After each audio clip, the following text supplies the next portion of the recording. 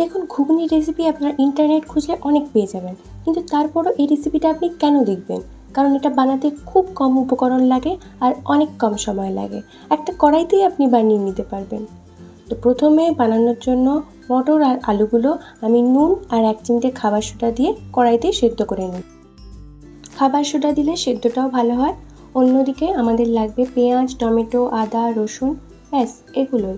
আদা, রসুন আর টমেটো আমি একসাথেই বেটে নেব, অফকোর্স টাইম সেভ করার জন্য।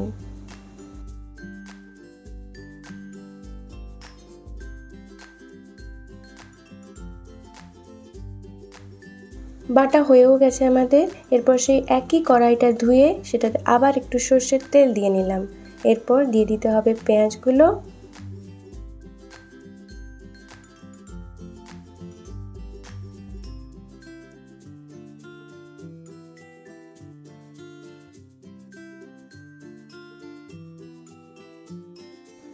পেঁয়াজগুলো নেড়ে নিতে হবে ভালো করে।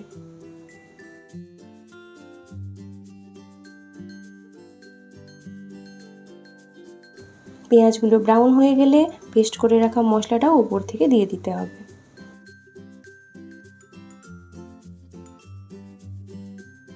এরপর দিতে হবে স্বাদ মতো নুন, 1 চামচ হলুদ, 1 চামচ ধনে গুঁড়ো, 1 চামচ জিরে গুঁড়ো, 1 চামচ গোলমরিচ গুঁড়ো। গোলমরিচ গুঁড়োটা একদমই অপশনাল, আপনি থাকলে দেবেন।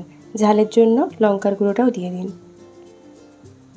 এরপর মশলার বাটির জলটা ধুয়ে ওটাও দিয়ে ভালো করে ততক্ষণ নাড়তে হবে যতক্ষণ না মশলা থেকে তেল ছাড়া শুরু করছে।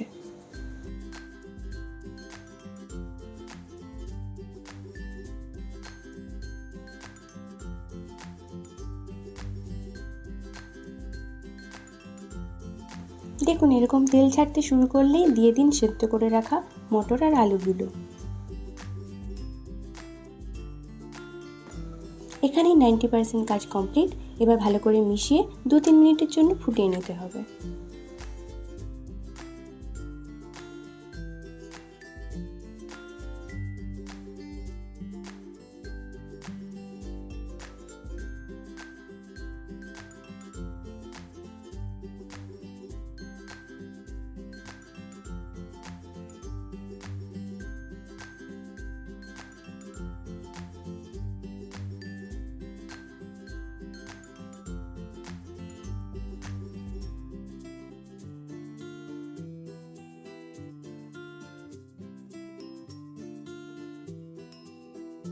উপর থেকে ছড়িয়ে দিন গরম মশলা। কমপ্লিট ঘুগনি রান্না। এরকম আরও ইজি রেসিপি দেখতে চাইলে please like, share and subscribe.